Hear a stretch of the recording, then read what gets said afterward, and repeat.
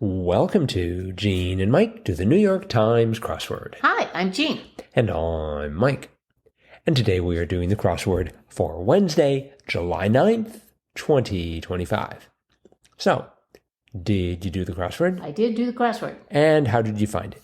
Well, I liked it. Good. I thought it was fun. Mm-hmm. Pretty easy to solve. Good. And the theme was unique, to say the least. Yeah, I found it very surprising. I had no idea what to make of it until I finally cracked the code, so to speak. Right. Why don't we start off by talking about that theme? Okay. Well, all of the theme clues were the perimeter answers in the grid, and the clues were coincided with where the answers lied along that perimeter. So the ones that ran across the top, the word top was in all of the clues. And it was used in a common phrase that would use top in it. For example, the first one was top dog. 1 across was top dog. And 5 across was top hat. And 8 across was top gun. So the top didn't really have anything to do with the answer, but it told you where the clue was, or where the answer to the clue was. Top dog was mutt, top hat was lid, and top gun was pistol. So you really just had to have the last word to get the answer to the clue, but the top denoted where that answer lay. At the bottom, we had 73, 74, and 75 across, which were bottom feeder, bottom line, and bottom dollar. And the answers to those were trop, ray, and buck. And then, of course, we had the sides. We had the left side and the right side, but all the phrases just were the word side. So we had 1 down, 27 down, and 58 down on the left side, and those were side note, side plank, and side kick. But those were memo, board, and punt. Side note was memo, and side plank was board, and side kick was punt. And then on the right side, we had 13, 34, and 65 down, and those were side arm, which was limb. 34 down was side dish, which is plate, and 65 down was side job, and that was task. Right. So, like I said, the answers were just related to the last word in each of the clues, but the first word told you where they were in the puzzle, on the side or the top or the bottom. Yes. So there you go. That was the theme. And very different. And when did you figure out the theme? I don't think I figured it out until maybe I got down to about halfway. Maybe it was side plank, I think. And the answer to that was board. And I thought, well, that doesn't have anything to do with a side plank. So, but it does have something to do with the plank. And then the side was just on the side. Right. So. Yeah. When I got to top dog, top hat, and top gun, I was no idea. Yeah. And just kept moving. So yeah. And all the clues on the inside were pretty good too. Yes. In a way, it was sort of nice having the themed answers just sort of scattered about. So in the middle of the grid, you could just sort of concentrate on sort of pure crossword solving without having to think about about themes as it were. Yep. I like 27 across. Who, what, or I don't know, to Abbott and Costello, and that was baseman. Yes. Yeah, I went for baseman first. The importance of the or there sort of eluded me. So, and then I'm like, but then 5 down was get off the ground, and that turned out to be levitate, as opposed to levitate, which it would have been with baseman. I also had trouble spelling 16 across, squid's kin, octopi. That's correct. So I originally went for I had the sound of the octopi, but I wasn't sure what letter would fit the bill for So I thought maybe it's an I. Turned out, of course, maybe it was an A, even octopi. but it's octopi. That is correct. And I needed that for 11 down. Lowly sort, which at first I thought was going to be a peon, Oh, but it was a toad. toad, yes. I thought 20 across was interesting. Number with 12 zeros in the U.S., but 18 zeros in other parts of the world. 1 trillion. Yes, I thought that was very interesting too. I wonder how many problems that causes in international trade. Hey, we ordered 1 trillion. Where are they all? That's a good Or question. or vice versa, depending on which way the trade is taking place. Yes. We had 19 across, which I'm convinced is not a word. Be off the mark. Misaim. Yes, I've never heard the word misaim. Yes. I misaimed. No, I don't think so. It is not a debut, though. It has appeared a total of 5 times. In 2024, 2019, and 2006. Oh, my. Misaim. Misaim. And my favorite, 25 across, anti-blank, food court chain was Ann's.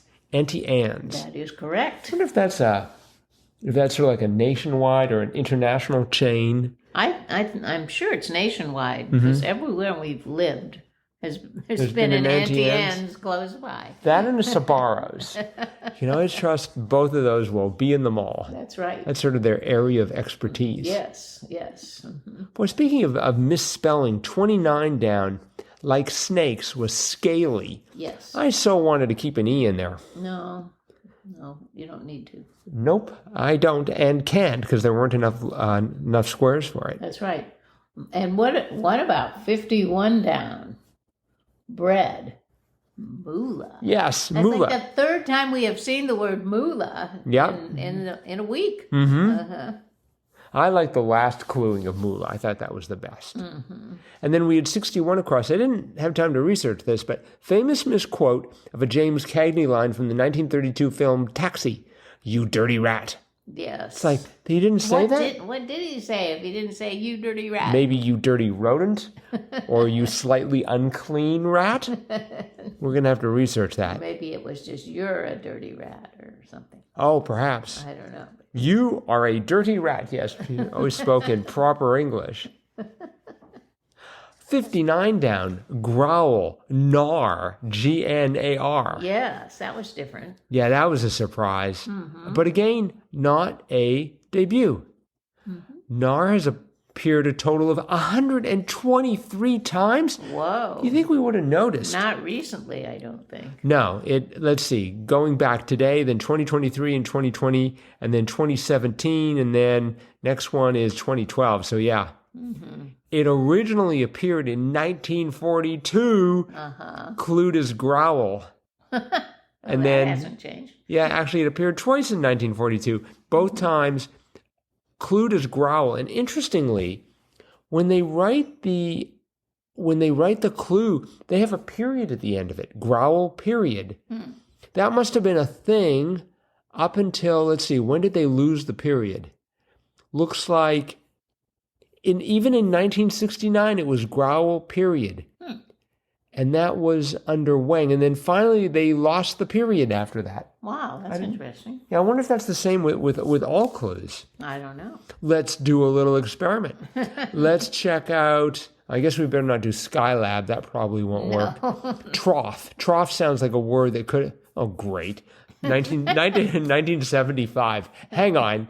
Let's try Arab. Arab's probably been 686 times. Wow. And yes, it's clued in 1942 as Ibn Saud, and then Desert Muslim with a period. They all have periods with them. Interesting. Yeah.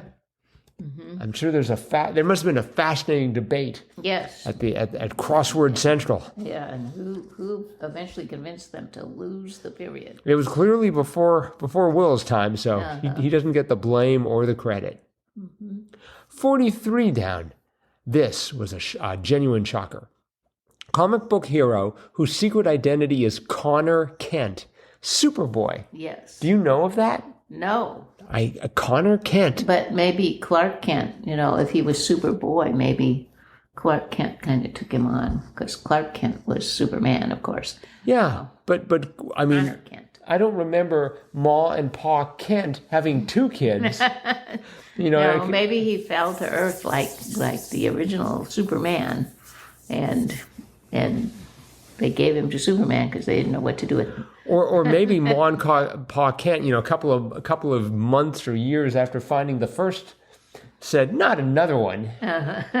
Let's call him Connor." Let's call him Connor." Yes. So, and that just reminded me that the S of Superboy was at the end of 41 across, which was kind of a revealer, but not really. But it said 41 across, outer boundaries, or where this puzzle's theme answers are located. And of course, the answer to that was edges. Yes. Because that's where they were. That is true. But it did have a little bit of not really a revealer, just sort of a tie-up of all the clues there. And that G in edges ran into 37 down. Family-friendly ratings, PGs. Yes.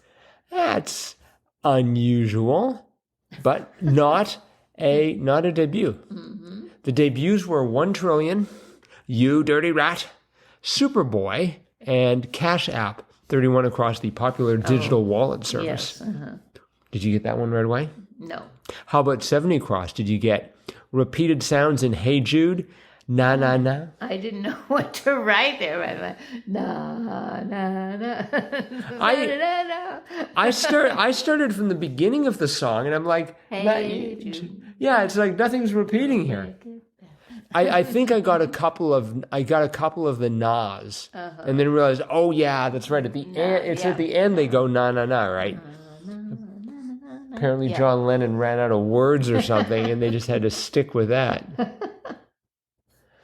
All right, that is it for the crossword. Okay. A fine bit of work by Daisy Ray Penner and Jeff Sinek. Very good. It's the 4th for both of them, and they have both done 4 collabs. I think probably all of them together. At least their first and last were together. So, one last thing. We have some listener mail. Oh, good. And this is from Trey. And it's entitled Starting Pitchers. On the Monday, July 7th episode, you asked if a scenario had ever occurred in which the starting pitcher of a Major League Baseball game keeled over before throwing a pitch to the leadoff hitter. Since the leadoff hitter is the first hitter, the answer is no, that's impossible. The starting pitcher is, by definition, the person who throws the first pitch. Right. So if you don't throw a pitch, you didn't start the game, and you're not the starting pitcher. Now, there's some deep logic there that totally eluded me when I was thinking about this. That is true. And he says this is true for both teams. So even if your team bats in the top of the inning, no pitcher has started the game until someone throws a pitch. Oh, makes sense. That said, there have been plenty of times when a pitcher was scheduled to start a game, sometimes even having his name originally written on the team lineup card that is to be submitted to the umpire before the start of the game, only to have his name scratched off due to injury or illness or some other reason. The verb for that is to scratch a pitcher. That sounds a little odd. And the name for that occurrence is a scratch. Okay? I've not heard of a pitcher getting scratched from a game due to death, but I wouldn't be surprised if that has happened once in the old days of baseball, when strange things seem to happen every season. The closest to what you described in modern baseball history happened on opening day of 1996, not that long ago, when in the first inning, home plate umpire John McSherry suffered a heart attack and died on the field. Oh, wow. Oh, man. Marge Scott, the notoriously mean-spirited owner of the home team, suggested they cart McSherry's body off the field and continue play. Wow. Wow. There are no words. Anyways, this was just one of many callous comments Schott made over the years, along with a litany of racist comments and slurs. Schott did not get her wish, though, and the game was canceled. Yeah, I mean, what else would you do? Good grief. So this game didn't have any pitches after McSherry's death, but it's the closest I know of to what you wondered about. Your baseball trivia-loving fan, Trey. Well, thank you, Trey. Yeah, that was fascinating. I did once I tried to go to a baseball game on a bus trip with our children, and it was up in Wrigley Field when we were living in Illinois at the time, and we got just to Wrigley Field, and they announced on the radio that one of the pitchers from the opposing team had died in his hotel room. had died in his sleep. And so our bus went on one side of Wrigley Field all the way around and then just turned Kept around going? and went right back down to where we lived, which was extremely sad, because we had so been looking forward to going to the game at Wrigley Field. But that happened to us once. Wow. I don't believe he was going to be the starting pitcher, but he was a pitcher. It's the right thing to do. Oh, I mean, anything else would be abhorrent. I mean, we weren't upset about that. We were just sad that we Sure. couldn't see the game. Well, at least you didn't get stuck in traffic. Sad for the team. They lost a player that day. So, yeah. At least they were able to keep going. They didn't get caught in a... No. But I mean, there were fans everywhere. They were just all milling around outside Wrigley Field as they do before the game. And we were just getting excited. We were going to get off the bus. And then all of a sudden it's like, sorry, they just announced, that this pitcher... And the bus driver heard this. Yes, and he just went around and just went all the way around the stadium and went back home. Fascinating. So, yeah.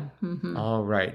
Well, again, Trey, thank you so much for that letter. Really very interesting and obviously thought-provoking. And for anyone else who wants to do what Trey just did, feel free to drop us a line, crosswordpodcast@icloud.com. That is it for today. Thursday's crossword is going to be out soon. Remember, it might have a rebus, unless it doesn't. And we will be back to talk about that crossword tomorrow.